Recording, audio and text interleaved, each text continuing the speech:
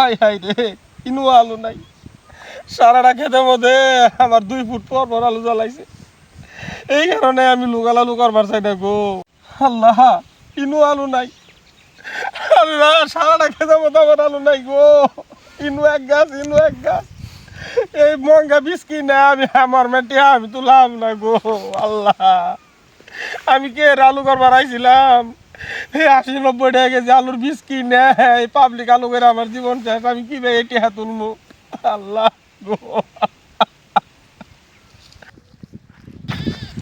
আবার তো ভালো উমর আলী কান্দাছে না?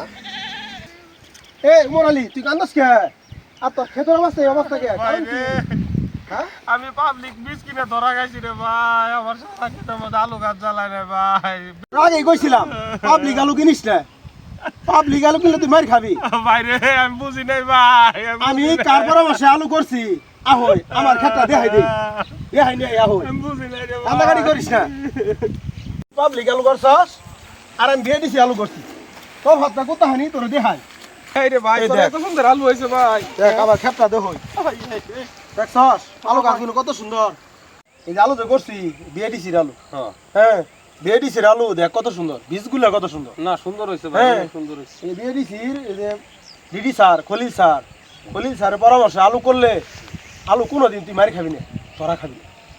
আমরা যে কয়েক বছর ধরে আলু করতেছি এই সারা হতে আলুগুলো খুব সুন্দর হয়।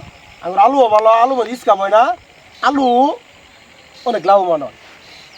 হাই রে ভাই হাই আমি তো চরম ভুল করে আলাইলাম ভাই আমি আর কখনো বীজ আলু পাবলিক আলু করবো না।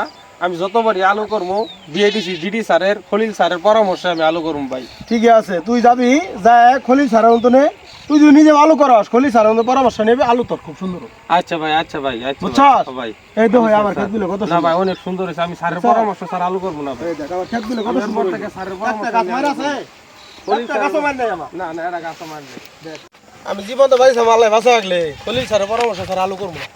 খলিল স্যার আলু কইরে পরামর্শ আলু কইরে আমার খুব লাভ হয়েছে।